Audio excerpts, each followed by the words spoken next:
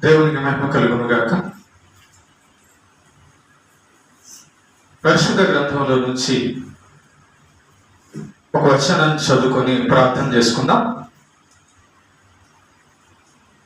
యోహాను రాసిన మొదటి పత్రిక 5వ అధ్యాయము 21వ వచనం. యోహాను రాసిన మొదటి పత్రిక 5వ అధ్యాయము 21వ వచనం.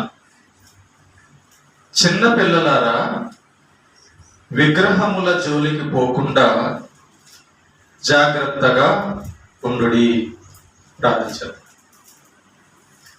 కృపగలిగిన మా కన్న తండ్రి, మహోన్నతుడైన మా దేవ, నీ యొక్క పరిశుద్ధమైన పాదాలకు నమస్కారం తెలియజేస్తూ ఉన్నాం.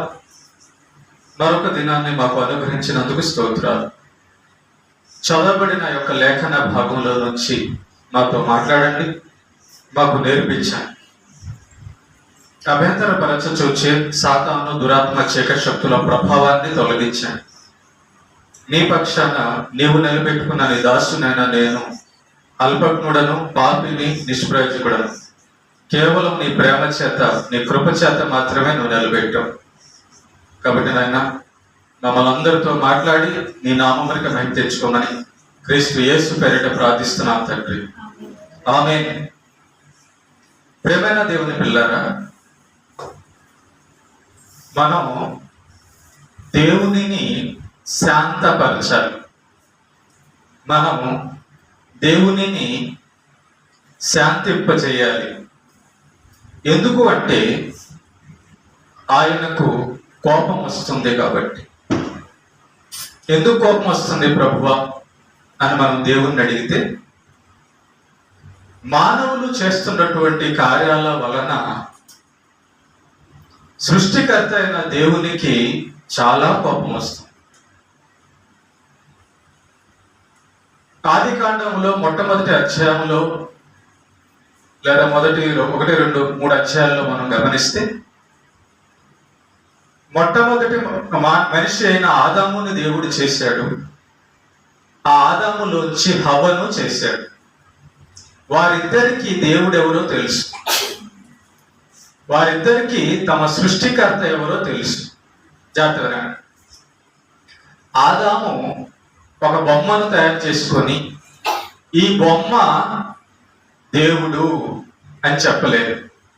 హవ్వ ఒక ఫోటో గీసి ఈ ఫోటోయే దేవుడు అని చెప్పలేదు. ఆదాము ఒక పుట్టను చూసి ఈ పుట్టలో ఉన్న పామే దేవుడు అని చెప్పలేదు. ఆదాము ఒక రాయిని చూసి ఈ రాయే మన దేవుడు అని చెప్పలేదు. ఆదాము అవ్వలకి సృష్టికర్త అయిన తండ్రి అయిన యెహోవా దేవుడే దేవుడు అని తెలుసు. కనుక వాళ్ళు ఒక బొమ్మనైనాను, ఒక విగ్రహమునైనాను, ఈ యొక్క సృష్టిలో ఏ రూపమునైనాను వారు చేసుకొని పూజించలేదు. ప్రేమైన దేవుని బిడ్డలారా, దేవుడు అంటున్నాడు, యోహాను రాసిన మొదటి పత్రిక 5వ అధ్యాయము 21వ వచనంలో, విగ్రహముల జోలికి పోకుండా జాగ్రత్త పడండి. విగ్రహముల జోలికి పోకుండా జాగ్రత్త పడండి అంటున్నాడు. విగ్రహాలు జోలికి పోతే దేవుడికి కోపం వస్తుంది. ఎందుకు దేవుడికి కోపం వస్తుందంటే, ప్రేమైన దేవుడి పిల్లరా, నిజమైన దేవుడు తాను ఉంటుండగా, సృష్టికర్త అయిన దేవుడు తాను ఉంటుండగా, మనుషులను సర్వ సృష్టిని పుట్టించిన దేవుడు తాను ఉంటుండగా, తనని విడిచి, తనని ఎరుగక, తనను మరచి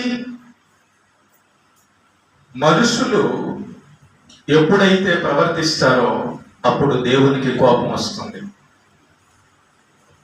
చాలా కోపం వస్తుంది దేవుడికి.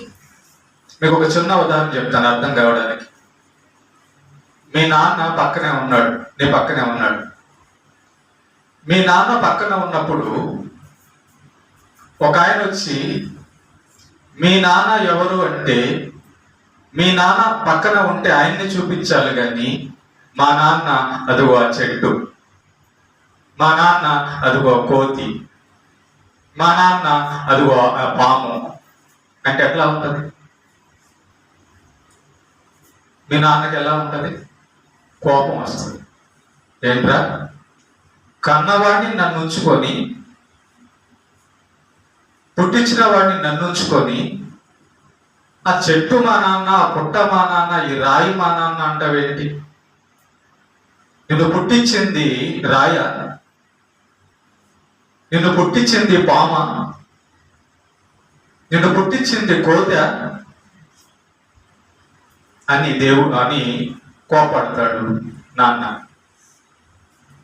ప్రేమైన దేవుని బిడ్డలారా, మీకు తెలుసో తెలీదో, డిసెంబర్ 25వ తేదీ భూమి మీద పండగ జరిగింది. తెలుసు, మీ అందరూ తెలుసు.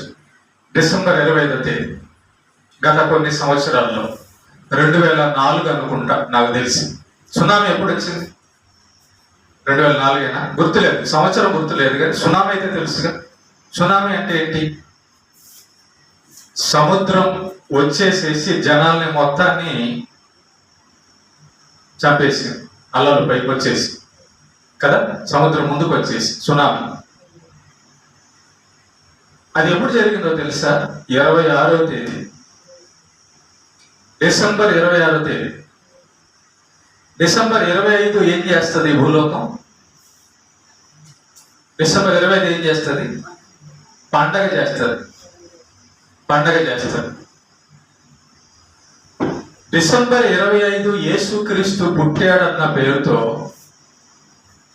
తినడం, తాగడం, చిందులేయడం చేస్తుంది. కోటాను కోట్ల ఖర్చు చేస్తారు. దేవునికి కోపం వచ్చింది. ఆయన చెప్పింది చెయ్యక, ఆయన మనస్సు ఎరుగక జనాలు తినడానికి, తాగడానికి, చిందులేయడానికి మొదలు పెట్టారు. చూడండి, ఒక బొమ్మ తయారు చేస్తారు. ఆ బొమ్మను తయారు చేసిన పేరుతో తినడం, తాగడం, చిందులేయడం చేస్తారు. అదేగా జరుగుతుంది. అదేనా కదా? లోకంలో కూడా యేసు ప్రభు బొమ్మను తయారు చేస్తారు, ఆ బొమ్మకు మొక్కుతుంటారు. మరి దేవుడికి కోపం రాదా? ప్రేమైన దేవుని బిడ్డలారా, ప్రేమైన దేవుని బిడ్డలారా, జాగ్రత్తగా అండి. ఇలాంటి పరిస్థితులు జరుగుతున్నప్పుడు దేవుడికి చాలా కోపం వచ్చేస్తున్నారు. భూమి మీద నిజ దేవుడైన తనను ఎరగక తనకు కోపం తెప్పించే పనులు చేస్తున్నప్పుడు దేవుడికి కోపం వచ్చి సునామీలు, భూకంపాలు, కరువులు, తెగుళ్ళు పంపించి చంపేస్తుంటాడు. నోవహు జలప్రలయంలో కూడా చూసినప్పుడు మనం నోవహు జీవితాన్ని చూసాం. నోవహు కుటుంబం ఒకటే నీతిగా ఉంది, కానీ మిగతా జనాంగం అంతా తినడం, తాగడం, పనుకోవడంలో, ఎంజాయ్ చేయడంలో మునిగిపోయి. పండగ కావాలి వీళ్ళకి పండగ కావాలి, ఎగరడం కావాలి, తినడం కావాలి, తాగడం కావాలి. దానికి ఏం కావాలా? ఊరికనే కాదు కదా, ఏదో ఒకటి పెట్టుకోవాలి. ఏదో ఒకటి పెట్టుకుంటే ఆ సందర్భాన్ని బట్టి తాగొచ్చు, తినొచ్చు, చిందులేయచ్చు. చూసారా ఎక్కడ తయారైపోయారు జనం? దేవునికి కోపం వస్తుంది, కోపం వస్తుంది. అందుకే చూడండి, 10, 15, 20 సంవత్సరాల క్రితం పరిస్థితి ఎట్లా ఉందో, ఇప్పుడు పరిస్థితి ఎట్లా ఉందో. వాస్తవానికి ఇప్పుడు వర్షాలు పడాలి, ఎండ దంచి కొడుతుంది. ఇంకో విషయం ఏంటంటే, మా చిన్నతనంలో ఎప్పుడో చావు అనే కబురు ఎప్పుడో వినేవాళ్ళం, ఎక్కడో వినేవాళ్ళం. 70, 80 సంవత్సరాలు దాటితే, 90 సంవత్సరాలు దాటితే, ఆమె ముసలిదైపోయి, ఆయన ముసలోడైపోయి చనిపోయాడు అని వినేవాళ్ళం. ఆ చావు తర్వాత మళ్ళీ ఎప్పుడో కొన్ని సంవత్సరాలు ఒక చావు కబురు వినేవాళ్ళం. కానీ ఇప్పుడు చూడండి, నెలలో ఎంతమంది చనిపోతున్నారో, ఊర్లో ఎంతమంది చనిపోతున్నారో. కారణం ఏంటో తెలుసా? దేవునికి కోపం వచ్చింది. మనుషులు దేవునికి కోపం తెప్పించేశారు. ఎలా తెప్పించారు చూద్దాం ఒకసారి చూడండి. రోమీయులకు రాసిన పత్రిక 1వ అధ్యాయము, రోమీయులకు రాసిన పత్రిక 1వ అధ్యాయము 18 నుంచి చదువుతాను చూడండి. దుర్నీతి చేత సత్యమును అడ్డగించు మనుషుల యొక్క సమస్త భక్తిహీనత మీదను దుర్నీతి మీదను దేవుని కోపము పరలోకము నుండి బయలుపరచబడుచున్నది. దుర్నీతి మీద, నీతి లేదు మనుషులకి. ఎక్కడ చూసినా దుర్మార్గం, అవినీతి, పాపం, తాగడం, తిరగడం, ఎదురు తిరగడం, భక్తిహీనత. భక్తే లేదు అసలు. భూమి మీద భక్తి కనపడుతుందా చూడండి. దేవుడు అంటే భయం కనపడుతుందా చూడండి. దేవుని పేరట చిందులేయడం కనబడుతుంది కానీ దేవుడు నీతిమంతుడు, ఆయన చెప్పినట్లు మనం నీతిగా ఉండాలన్నది ఏది? భక్తి అంటున్నారు, మందు తాగుతున్నారు.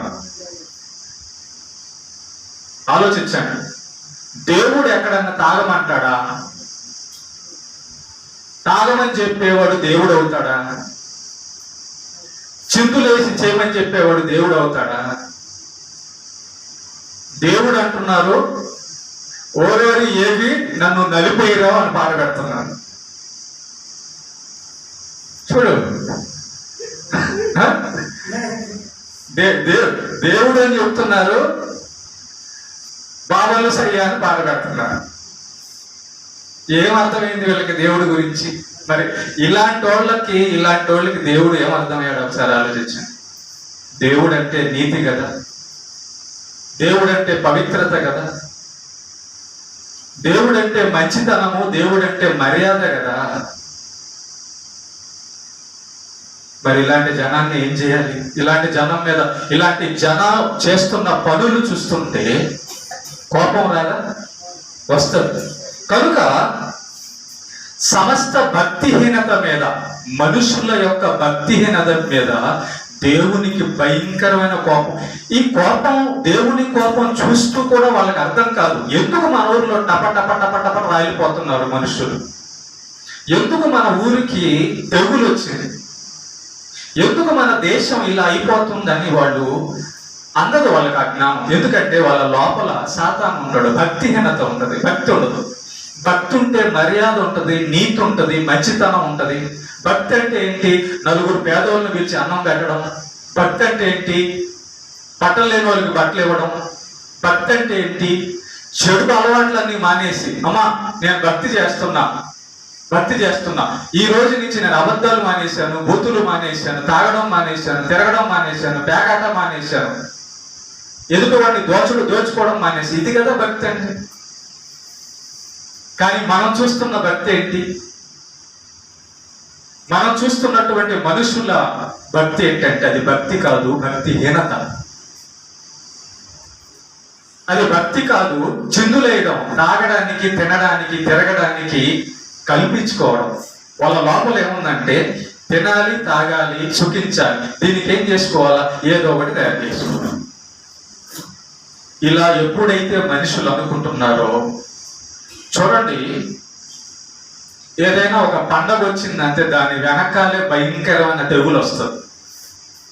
మీరు గమనించండి. ఏదైనా మనుషులు దేవుడికి పుట్టించేటటువంటి కోపం, దేవుడికి కోపం వచ్చిందంటే ఎందుకు వస్తుంది? ఇలాంటివి చేస్తే వస్తుంది.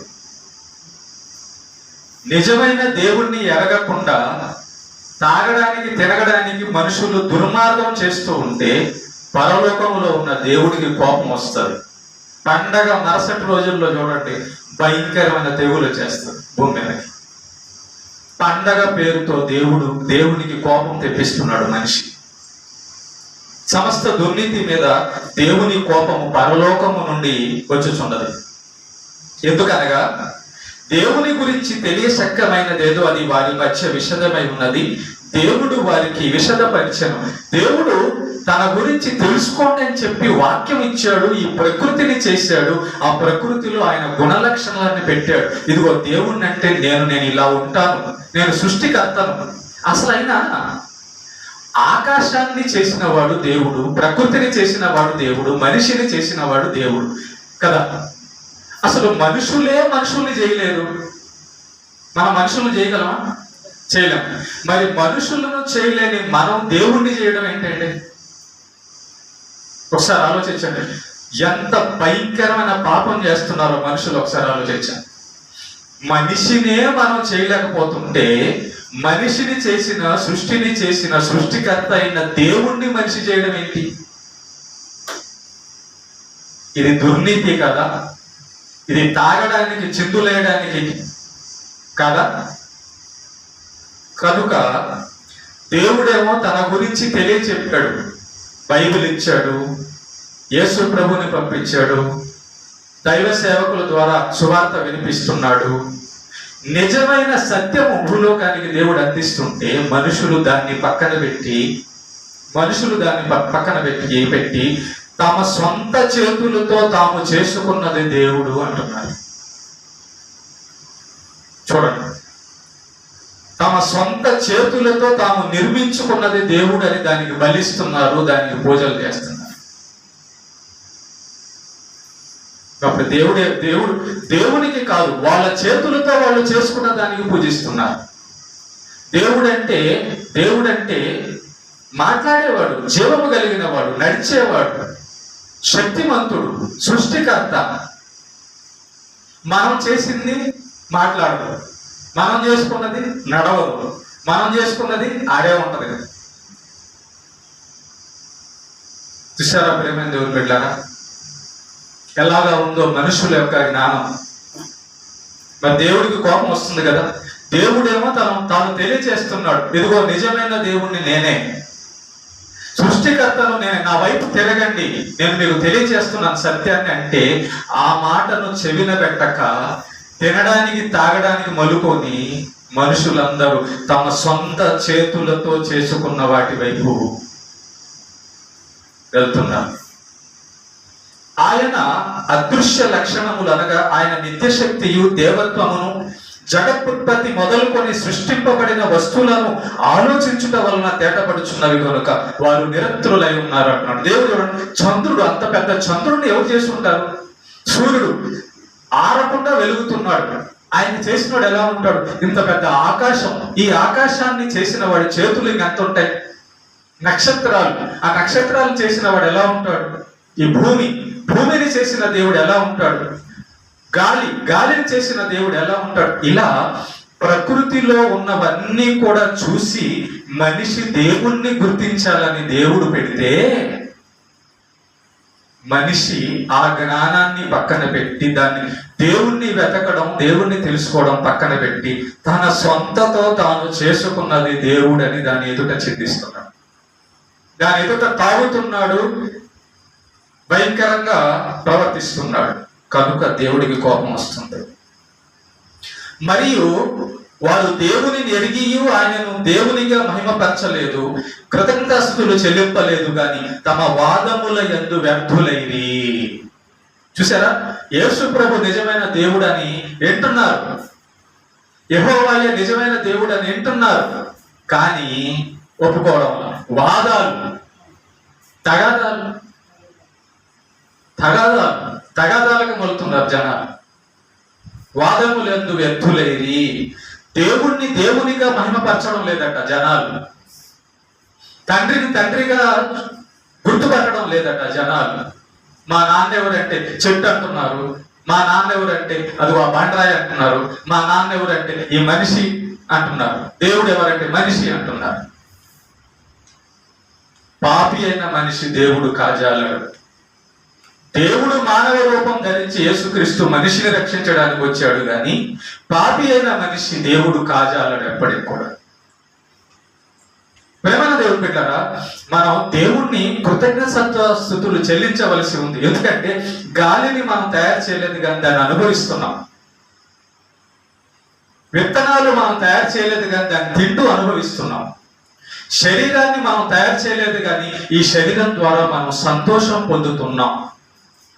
ఆత్మను మనం తయారు చేయలేదు, కానీ దేవుడిచ్చిన ఆత్మను లోపల ఉంచుకొని మనం ఈ శరీరము అనుభవిస్తుంది. తింటున్నాము, పడుకుంటున్నాము, సంపాదించుకుంటున్నాము, నడుస్తున్నాము, వింటున్నాము, చూస్తున్నాము, మాట్లాడుతున్నాము.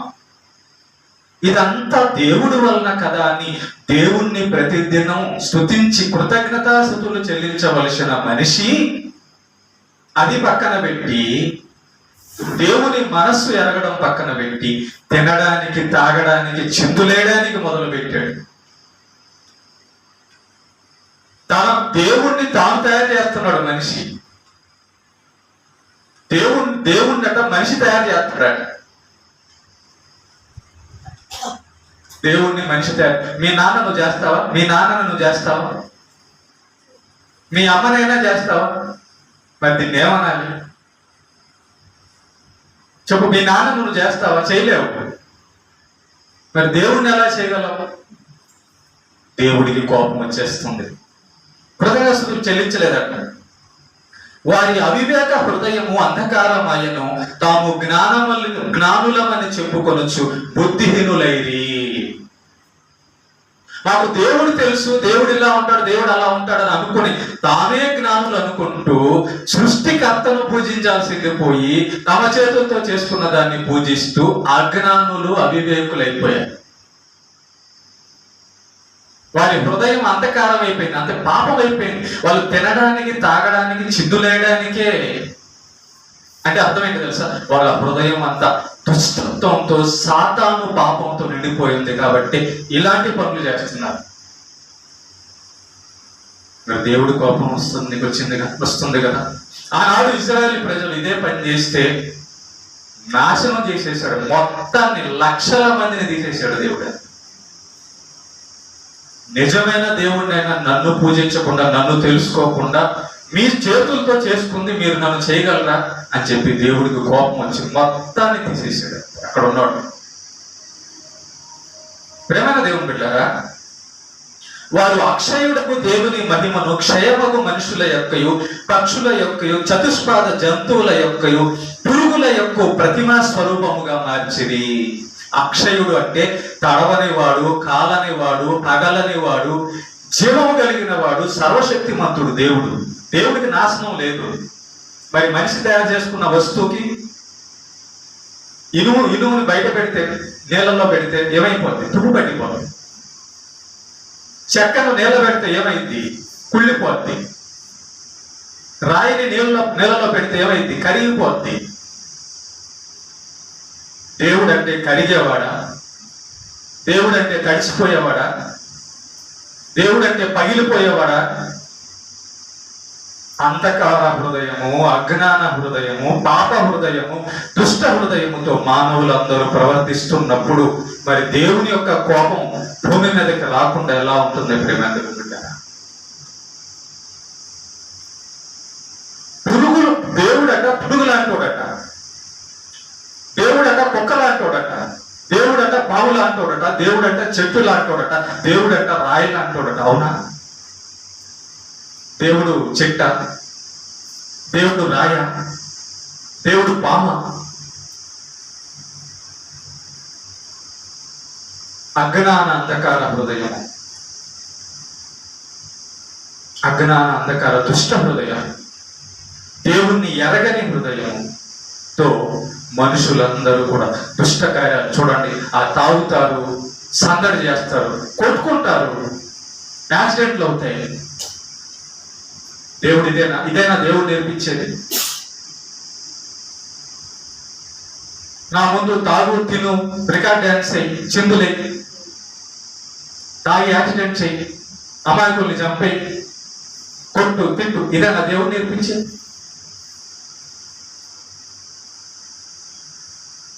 ప్రేమ దేవుడు 24. ఈ హేతువు చేత వారు తమ హృదయ దురాశలను అనుసరించి తమ శరీరము పరస్పరం అవమానపరుచుకున్నట్లు దేవుడు వారిని అపవిత్రతకు అప్పగించెను. వాళ్ళు దేవుణ్ణి కాదు, సాతాన్ని కోరుకున్నారు. అందుకే చూడండి, పండగ పేరుతో అపవిత్రమైన కార్యాలన్నీ చేస్తుంటారు. అపవిత్రమైన కార్యాలన్నీ చేస్తుంటారు. రంగులు ఆడవాళ్ళ బట్టల మీద వేస్తుంటారు, నీళ్లు ఆడవాళ్ళ మీద బట్టల మీద వేస్తుంటారు, తాగి ఆడోళ్ళను తిడుతుంటారు, తాగి ఆడోళ్ళను గలబా చేస్తుంటారు. ఇదేనా దేవుడు నేర్పించేది? ఇది అపవిత్రత, పాపం కదా? దుష్ట హృదయం, అవివేక హృదయము, అజ్ఞాన హృదయము, సాతాను దురాశల హృదయము. అది భక్తి కాదు, భక్తిహీనత అది అంటున్నాడు దేవుడు. అటు వారు దేవుని సత్యమును అసత్యమునకు మార్చి సృష్టికర్తకు ప్రతిగా సృష్టమును పూజించి సేవించిరి. యుగముల వరకు ఆయన స్తోత్రాడుపై ఉన్నాడు. అసలు మనిషి దేవుణ్ణి చేయడం ఏంటి? సృష్టికర్తకు ప్రతిగా సృష్టమును చేశారట. చేసేవాడు ఆయనైతే, సృష్టికర్త ఆయనైతే, మేము కూడా సృష్టికర్తలమే అని చెప్పుకుంటున్నాడు. మనుషులు మనిషిని నువ్వు తయారు చేయగలవా? చేయలేవు, కాబట్టి నువ్వు సృష్టికర్త కావు. మానవా, నువ్వు మనిషిని తయారు చేయలేవు కాబట్టి నువ్వు సృష్టికర్తవి కావు. ఒక జంతువుని తయారు చేయలేవు కాబట్టి నువ్వు సృష్టికర్తవి కావు. సూర్యుడిని తయారు చేయలేవు కాబట్టి సృష్టికర్తవి కావు. గ్రహాలను, ఆకాశాన్ని, సమస్తాన్ని తయారు చేయలేవు కాబట్టి నువ్వు సృష్టికర్తవి కావు. నువ్వు ఎలా సృష్టికర్తగా అవుతావు? దేవుడు ఒక్కడే సృష్టికర్త. ఒక చెట్టును చూపించి ఈ చెట్టే నన్ను చేసిందంటే అది ఎంత అవమానం దేవుడికి. ఒక రాయిని చూపించి ఈ రాయే ఈ సృష్టిని చేసిందంటే ఎంత అవమానం దేవుడికి, ఎంత కోపం దేవుడికి. ఇలాంటి పనులు చేస్తున్నందువలన పరలోకములో ఉన్న దేవుడి యొక్క హృదయం రగిలిపోతాం. కోపం వస్తుంది ఆయనకి. ఇంకా ఏమంటున్నాడు? అందువలన దేవుడు తుచ్చమైన అభిలాషలకు వారిని అప్పగించను. వారి స్త్రీలు సైతము స్వాభావికమైన ధర్మమును విడిచి స్వాభావికమైన విరుద్ధమైన ధర్మమును అనుసరించరి. అటువలే పురుషులు కూడా స్త్రీ యొక్క స్వాభావికమైన ధర్మమును విడిచి పురుషులు అవాచ్యమైనది చేయొచ్చు, తమ తప్పిదమునకు తగిన ప్రతిఫలమును పొందుచు ఒకరి ఎడల ఒకరు కామతప్తులై తాగుబోతులయ్యారు, దుర్మార్గులయ్యారు, వ్యభిచారులు అవుతున్నారు తప్ప భక్తి పేరుతో నీతిమంతులు ఎక్కడవుతున్నారు? మనుషులు చేస్తున్న భక్తిలో నీతిమంతులు ఎక్కడవుతున్నారు? కేవలం బైబిల్లో మాత్రమే నీతిమంతులు అవగడరు. ఎందుకంటే నిజమైన దేవుడు యేసయ్య కాబట్టి, ఆయన నీతిమంతుడు కాబట్టి, ఆయన నీతినే కోరుకుంటాడు కాబట్టి, యేసు ప్రభు మాటలు నీతిగా బతకమని చెప్తాయి కాబట్టి యేసు ప్రభు మాటల ప్రకారం చేసేవాడే నీతిమంతుడు అవుతాడు, మర్యాదగా ఉంటాడు, పవిత్రంగా ఉంటాడు, బూతులు మానేస్తాడు, నిజం మాట్లాడతాడు, తాగడం మానేస్తాడు, దొంగతనాలు మానేస్తాడు, కొట్టడం మానేస్తాడు, తిట్టడం మానేస్తాడు, గర్వించడం మానేస్తాడు, సహాయం చేయడం మొదలు పెడతాడు, ప్రేమిస్తాడు, తగ్గించుకుంటాడు. ఇది యేసు ప్రభు దగ్గర ఉంది. కారణము ఈయన నిజమైన దేవుడు కాబట్టి. ప్రేమగా దేవుడు పిల్లరా, అందుకే చూడండి, లోకంలో భక్తి అంటారు కానీ ఆ భక్తి వాళ్ళకు పవిత్రతనివ్వదు. లోకంలో భక్తి అంటారు కానీ తాము పూజిస్తున్న దేవుని ఎదుటే వాళ్ళు పాపకార్యాలు చేస్తుంటారు. ఇది ఎట్లా? కనుక అది భక్తి కాదు, అజ్ఞాన దుష్ట హృదయం. అలాంటి వారి మీద దేవుడి కోపం రగులుతుంది. అందువల్ల దేవుడు తుచ్చమైన అభిలాషలకు వారిని అప్పగించెను. మరియు 28, వారు తమ మనస్సులో దేవునికి చోటియ్యనొల్లకపోయేది కనుక చేయరాని కార్యములు చేయుటకు దేవుడు భ్రష్ట మనస్సుకు వారిని అప్పగించారు. అసలు వీళ్ళు ఎందుకు ఎట్లా తయారయ్యారు? ఈ మానవ లోకంలో ఈ మనుషులు ఎందుకు ఎట్లా తయారయ్యారంటేనంట, ఇందాక చెప్పాను కదా, వాళ్ళ హృదయములో దేవుడు చెప్పినట్టుగా నీతిగా బతకాలి, బూతులు మానేయాలి, వ్యభిచారం మానేయాలి, తాగుడు మానేయాలి, ప్రేమగా ఉండాలి, అందరికి సహాయం చేయాలని ఉండదట. తినాలి, తాగాలి, గంతాలి, వ్యభిచారం చేయాలి, తాగాలనే కోరికలు ఉంటాయి కాబట్టి వాళ్ళు నీతి దగ్గరికి రారు. నీతిగా బతకాల్సి వస్తుందని నీతి దగ్గరికి రారు. ఎందుకు? వాళ్ళ హృదయంలో కామం, వాళ్ళ హృదయంలో తాగాలి, తిరగాలి, అది చేయాలి, ఇది ఎంజాయ్ చేయాలి, అది వాళ్ళ హృదయం. అందుకే దేవుడు ఏం చేశాడంటే వాళ్ళని సాతానికి అప్పగించేసాడు. వాళ్ళు తినడానికి తాగడానికే కోరుకున్నారు కాబట్టి సాతానికి అప్పగించేశాడు. అప్పగించేసినాక వాళ్ళు ఆ శాతాన్ని హృదయంలో పెట్టుకొని వాళ్ళ జీవితం అంతా పాపంతో నిండిపోయి ఒకరోజు దేవుడి యొక్క కోపంతో నాశనం అయిపోయినారు కనిపోతారు. దేవుడు అందుకే అప్పగించేశాడు. వాళ్ళకి నీతి వద్దట, వాళ్ళకు మంచి వద్దట, వాళ్ళకు పవిత్రత వద్దట, వాళ్ళకి సత్యం వద్దట. వాళ్ళకి కావాల్సింది పండగ, వాళ్ళకి కావాల్సింది ఎగరడం, వాళ్ళకి కావాల్సింది తాగడం, వాళ్ళకి కావాల్సింది వ్యభిచారం. ఇక్కడ ఈ చెల్లవు. యేసు ప్రభు ఎదుట ఈ పాపపు కార్యములన్నీ చెల్లవు గనుక యేసు ఎదుట నిలవబడడు దుష్టుడెవడు. గుర్తుపెట్టుకోండి, ఒకడు యేసుకు నిజంగా లోబడితే వాడి జీవితం పవిత్రంగా మారిపోద్ది. సాక్ష్యం అదే. ఒకడు నిజంగా దేవుణ్ణి ఎరిగాడు అనడానికి సాక్ష్యం వాడి జీవితం మంచిగా మారిపోద్ది. దేవుడు పరిశుద్ధుడు గనక వాడు కూడా పరిశుద్ధుడు. నువ్వు దేవుణ్ణి నమ్ముకున్నంతకి గర్వం ఎక్కడుంది? నీకు ఎందుకుంటది? నీ దాంట్లో నేను గొప్పదాన్ని, నేను గొప్పవాడిని ఎలా అనుకుంటావు? దేవుణ్ణి ఎరిగితే నువ్వు దేవుని మాటకు లోబడేవాడే దేవుణ్ణి తెలుసుకున్నవాడు భక్తిపరుడు. భక్తి అంటే లోబడటం, విధేయత చూపించడం, దేవుడు ఏం చెప్తున్నాడు దాన్ని వినడం. నువ్వు దేవుడికి దైవ సేవకుడికి లోబడకపోతే, వినకపోతే నువ్వు దేవుడిని ఏం తెలుసుకున్నట్టు? నువ్వు దేవుడు దైవ సేవకుడి ద్వారా చెబుతున్న మాట వినకపోతే నువ్వు దేవుడి మాట తెలుసుకుంది ఎక్కడ?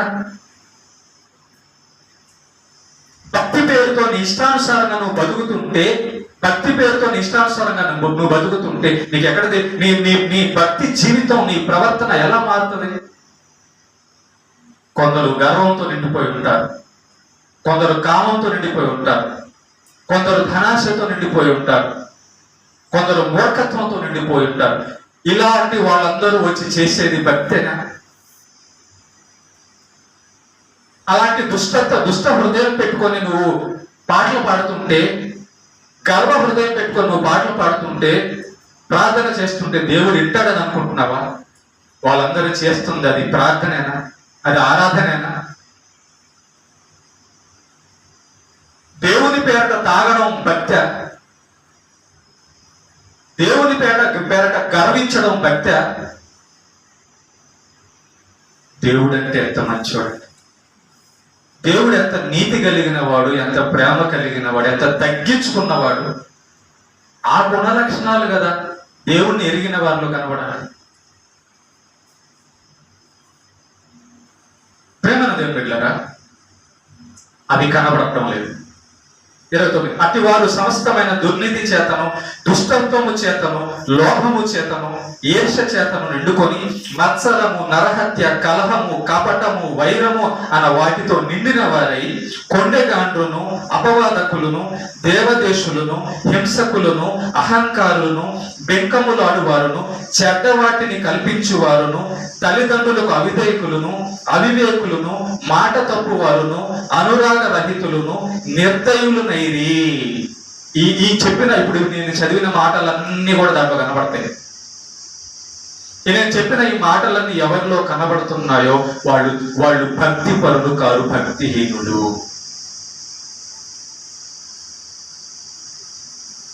దైవభక్తి అంటే ఆ వ్యక్తి మంచోడుగా మారిపోవడము దైవభక్తి.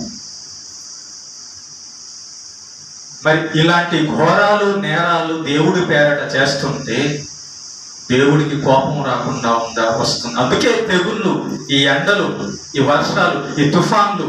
విజయవాడ కొట్టుకోపోయింది. ఏం పండగ చేస్తావు? కేరళ కొట్టుకోపోయింది. ఏం పండగ చేస్తావు? దేవుడికి కోపం వచ్చేసింది, తీసేస్తున్నాడు. అందుకని చాలే ఇంకా రండ్రా పోటీ నరకంగా అంటున్నాడు దేవుడు. మిమ్మల్ని నేను నీతిమంతులుగా పుట్టిస్తే, పశువులుగా పుట్టిస్తే మీరు పాపం నేర్చుకున్నారు, దుష్ట హృదయం, దుష్ట కోరికలతో నిండిపోయారు. నేనంటే భయం లేదు, లోబడ్డం లేదు, విశ్వాసం లేదు, నీతి లేదు. ఎంతకాలం మీకోసం నేను వెయిట్ చేసేది? నా బిడ్డను చంపుకున్న మీకోసం, నా బిడ్డ యొక్క రక్తం శరీరం అప్పగించ మీకోసం, పాపులైన మిమ్మల్ని కడగాలని, నా పరలోకంలో పెట్టుకోవాలని నేను నా బిడ్డను చంపుకుంటే ఎవడంటున్నాడు మాట? ఎవడి దారి వాడితే. పిల్లోడు మాట వినడం లేదు, పెళ్ళైనోడు మాట వినడం లేదు, ముసలోడు మాట వినడం లేదు. ఏం చేయాలి? తుడిచేసేయాలంతే. నోవహు కాలంలో తుడిచేసాడు, ఇంకొకసారి తుడిచేస్తా అన్నాడు.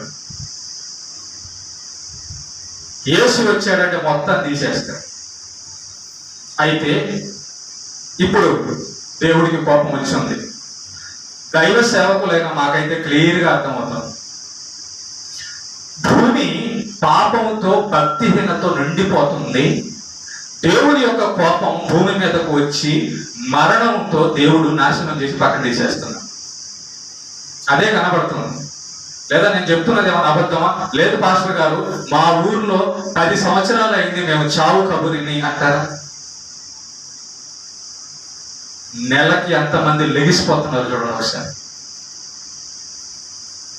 ఒక నెలలో ఈ ఊర్లో ఎన్ని శవాలు పాత పెడుతున్నారు చూడండి ఒకసారి. ఈ ఊర్లోనే నెలలో ఎన్ని శవాలు పాతి పెడుతుంటే ఈ జిల్లాలో ఎన్ని, ఈ దేశంలో ఎన్ని, భూమి మీద ఎన్ని.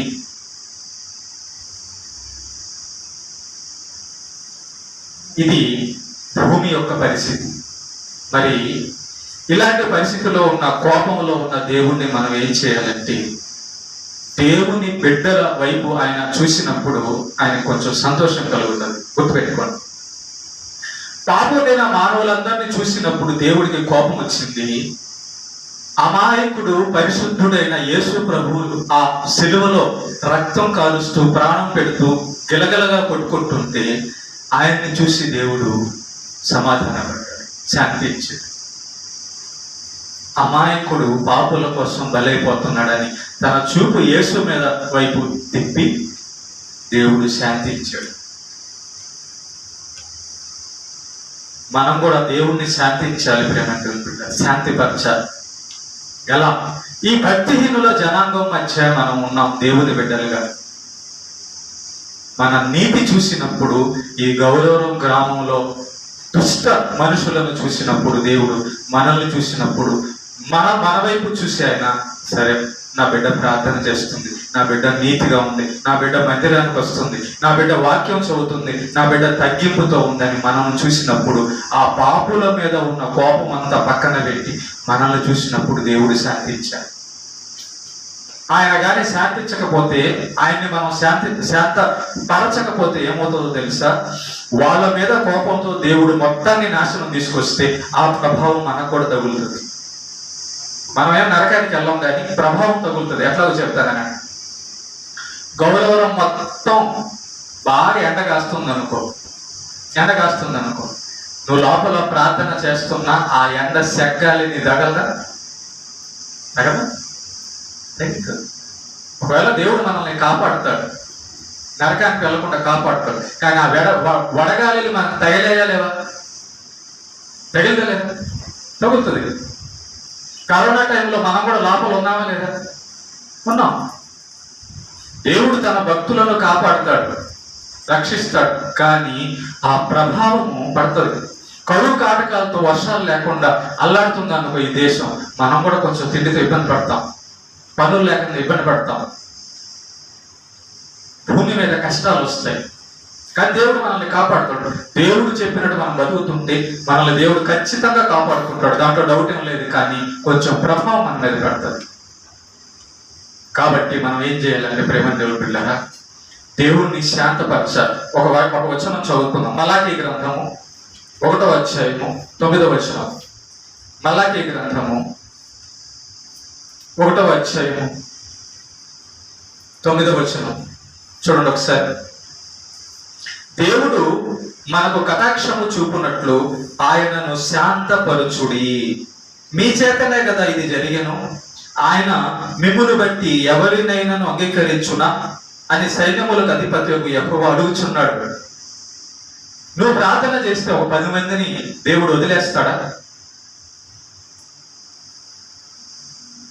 దేవుడు అడుగుతున్న ప్రశ్న. నీ జీవితాన్ని బట్టి నువ్వు ప్రార్థన చేస్తే, నీ జీవితాన్ని చూసి రైట్. ద్వారక నీతిమంతురాలుగానే ఉంది. ద్వారక ప్రార్థిస్తుంది, అయ్యా కొంచెం ఈ 10 మందిని కొంచెం కాపాడయ్యా, వాళ్ళ పాపం మానే వరకు కొంచెం కాపాడి శాంతించయ్యా అని చెబితే దేవుడు వినేటట్లుగా మనం ఉండాలి. అబ్రహాము ప్రార్థన చేశాడు దేవుడికి, అయ్యా 50 మంది 40 మంది ఉంటే 30 మంది ఉంటే కాపాడతావా, 20 మంది ఉంటే కాపాడతావా? అబ్రహాం అడిగాడు. సరే అబ్రహాము 20 మంది ఉన్నా కాపాడతాపో అన్నాడు. నీతిమంతుని మాట దేవుడు వింటాడు. భక్తిపరుడి మాట, పరిశుద్ధుడి మాట, విధేయత చూపించేవాడి మాట, విశ్వాసి మాట దేవుడు వింటాడు. భక్తిహీనుల మధ్య ఎక్కడో అట లైట్ వెలుగుతున్నట్టుగా భక్తి పరులు ఉండాలి. చూడండి ప్రపంచం ఎలా ఉందో. తాగుతూ తిరుగుతూ చిందులేస్తూ డ్యాన్స్లు వేస్తూ వ్యభిచారం చేస్తూ భయంకరంగా కొట్టుకుంటూ తిట్టుకుంటూ చంపుకుంటూ రకరకాలుగా ఉంది. ఆ మనుషులందరినీ చూస్తున్నప్పుడు దేవుడు కోపం వచ్చి భూమి మీదకి తెగులు పంపిస్తున్నాడు. ఆ తెగుళ్లలో మన బంధువులు మన స్నేహితులు కూడా నాశనం అయిపోతున్నారు. మన ఇంట్లో వాళ్ళు కూడా ఉన్నారు వాళ్ళల్లో. ఆ దేవుని కోపంలో వాళ్ళు కూడా నాశనం అయిపోతారు. అలా అవ్వకుండా ఉండాలంటే దేవుణ్ణి మనం శాంతపరచాలి. దేవుని చూసి ఆయన శాంతిస్తాడు. ఇక్కడ రాయబడి ఉంది చూడండి, దేవుడు మనకు కటాక్షము చూపునట్లు ఆయనను శాంతపరచుడి. ఎలా శాంతిస్తాడు దేవుడు? మన నోటి అబద్ధాలు మానేసామనుకో, మనం నీతిగా ఉన్నామనుకో, బైబిల్ చదువుతున్నాం అనుకో, వాక్యం వింటున్నాము, తగ్గింపుతో ఉన్నాం అనుకో, పరిశుద్ధంగా ఉన్నాం, పాటలు పాడుతున్నాం, దేవుని స్తుతిస్తుంటే, ప్రేమ చూపిస్తుంటే, ఎదుటికి సహాయం చేస్తుంటే మనల్ని చూసి దేవుడు ఆనందపడతాడు. చూడండి, నీకు నచ్చింది ఏదైనా అన్నం దొరికింది అనుకో, ఆనందపడతావు. నీకు నచ్చిన చీర, ప్యాంటు, డ్రెస్, కారులో డబ్బు ఏదో ఒకటి దొరికింది అనుకో, నీకు నచ్చింది, నువ్వు సంతోషపడతావు. నీకు నచ్చింది చూడంగానే నీకేమనిపిస్తుంది? సంతోషం వచ్చేస్తుంది. అలాగే దేవుడికి నచ్చింది మనలో కనబడితే దేవుడు మనస్సు శాంతం అవుతాడు. భక్తిహీనుల మధ్య మనం భక్తి చూపించాలి. తాడిపోయి నాశనానికి వెళ్ళిపోతుంది లోకం. దేవుడు కోపంతో రగిలిపోయి నాశనాన్ని పంపిస్తున్నాడు లోకం మీదకి. పరలోకం వెళ్ళే వరకు మనం భూమి మీద గడుపుకోవాలి. కాబట్టి మనం నీతిగా ఉంటే ఆ ప్రభావము తగ్గి దేవుడు శాంతిస్తాడు. లేకపోతే మనం కూడా మలమల మాడిపోతాం, మనం కూడా ఇబ్బందులు పాలైపోతాం, మనం కూడా ఆకలితో బాధపడతాం, మనం కూడా రోగాలకు ఎఫెక్ట్ అవుతాం. గుర్తుపెట్టుకోండి, ముగిస్తున్నాను. చిన్న పిల్లలారా, విగ్రహముల జోలికి పోకుండా జాగ్రత్త పడండి అన్నాడు. విగ్రహాలు అంటే 2 రకాల విగ్రహాలు. ఒకటి మనిషి బాహ్యంగా తయారు చేసుకున్న విగ్రహాలు అయితే, తన హృదయములో దేవుడి కంటే ఎక్కువ దేన్ని ప్రేమిస్తున్నాడో పెట్టుకున్నాడు, అది కూడా విగ్రహమే. నువ్వు ఒక మనిషిని ఎక్కువగా దేవుడి కంటే ప్రేమిస్తున్నావు అనుకో, అది కూడా విగ్రహమే. నువ్వు దేవుడిని కంటే డబ్బుని ఎక్కువ ప్రేమిస్తున్నావు అనుకో, అది కూడా విగ్రహమే. నువ్వు ఒక విగ్రహం తయారు చేసుకున్నావు నీ హృదయం లోపల అర్థం. నువ్వు బంగారాన్ని ఎక్కువ ప్రేమిస్తున్నావు అనుకో, అది కూడా విగ్రహమే. హృదయములో దేవుడి కంటే ఎక్కువ దేన్ని ప్రేమించకూడదు. అదే ఆరాధన, అదే విలువ ఇవ్వడం, అదే స్తుతించడం, అదే మహిమపరచడం, అదే ఘనపరచడం. దేవుడు రమ్మన్న రోజున ఆరాధనకు రావాలి. ఎవరు ఏం చెప్పినా, ఎన్ని పనులున్నా పక్కన పెట్టి, దేవా నువ్వే నాకు ఎక్కువ అని రావడమే దేవుణ్ణి మహిమపరచడం. దేవుడు నీకు ప్రాణం ఇవ్వకపోతే ఏ పనికి పోతావు? ప్రాణం ఇవ్వకపోతే ఏ మనిషి నీతో ఉంటాడు? నువ్వు శవం అయితే మనుషుల్ని నీ దగ్గర ఉంచుకుంటారా? వాళ్ళు నీ దగ్గర ఉంటారా? నువ్వు శవమైన రోజున సాయంత్రానికల్లా ఎప్పుడెప్పుడు పారేద్దామని చూస్తారు, ప్రాణం పోయిన తర్వాత. అంతే కదా? చనిపోతే ఒక నెల ఉన్నీలే అంటారా? అనరు. చనిపోగానే ఫోన్లు వెళ్ళిపోతాయి. అమ్మా సాయంత్రానికల్లా దయచేసారండి మేము పారేయాలా, ఈ శవాన్ని మేము పారేయాలి, దయచేసి సాయంత్రానికల్లా వచ్చేసేయండి అంటారు. ఒకవేళ కానీ లేట్ అయితే ఐస్ బాక్స్ 1 రోజు 2 రోజులు అంతే. అది కూడా చూసారా, అది మనిషి బతుకు. దేవుడు గారి ప్రాణం తీసేస్తే దేవుడు మనకు తోడు లేకపోతే ఏ మనిషి, ఏ పదవి, ఏ ధనము, ఏ జ్ఞానము, ఏ బలము ఏది కూడా మనకు పనిచేయదు. దేవుడే మనకు తోడు కావాలి, దేవుడు ఉండాలి మనకు తోడు. అది ఎరుగక ఈ జనాంగం దేవుడి కోపాన్ని తెచ్చుకుంటుంది. కనుక ఈ లోకంలో ప్రేమ దేవుని బిడ్డారా, ఉన్న కొద్ది మందిమైనా మనము దేవుణ్ణి శాంతపరుద్దాం.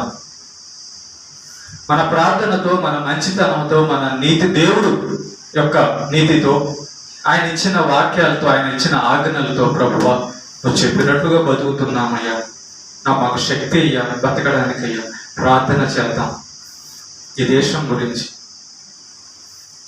అయ్యా నిజమైన దేవుణ్ణి ఎరగక తినడానికి తాగడానికి మళ్ళారయ్యా జనం. అజ్ఞాన హృదయం, దుష్ట హృదయంతో మనుషులు అయిపోయారా. ఈ కోపడుతున్నా మాకు అర్థమైపోయింది. ఈ మరణాలు చూస్తుంటే మాకు ఈ ఎండ చూస్తుంటే మాకు అర్థమైపోయింది నీ కోపం వచ్చేస్తుందని. దయతో ప్రభువా, దయతో మమ్మల్ని కనికరించు అని చెప్పి మనం ప్రార్థన, భక్తి జీవితం చూపించాలి దేవుడికి. దేవుణ్ణి శాంతపరచాలి. గుర్తుపెట్టుకోండి, మన ఇష్టానుసారంగా మనం బతకడం ప్రారంభిస్తే దేవుడు కోపం మనల్ని ఆయన ఉగ్రత మనల్ని ఇబ్బంది పెడతాడు, సమస్యల్లో పడేస్తుంది. జాగ్రత్త. ఇష్టసరంగా బతకడానికి కాదు ఇక్కడ మనం వచ్చింది, దేవుడు చెప్పినట్టు బతకడానికి. దేవుడు చెప్పినట్టు బతకడానికి వచ్చాం. ఇష్టసరంగా తిని తాగి చిందులేయడానికి కాదు. దేవుడికి నచ్చేది నీతి, దేవుడికి నచ్చేది ప్రేమ, దేవుడికి నచ్చేది తగ్గింపు, దేవుడికి నచ్చేది పవిత్రత, విధేయత, ఆయన మాటకు లోబడి వెళ్ళడం. నేను రాను, నేను చేయనంటే తీసి నరకంలో పడేస్తాడు. నేను తగ్గించుకోను, నేను ఎగురుతానంటే ఎన్ని రోజులు ఎగురుతావు? దేవునికి భయపడి ఆయన యందు భయభక్తులు కలిగి ఆయన్ని మనం శాంతిపరచాలి. ఓకేనా? దేవునికి మహిమ కలుగును గాక.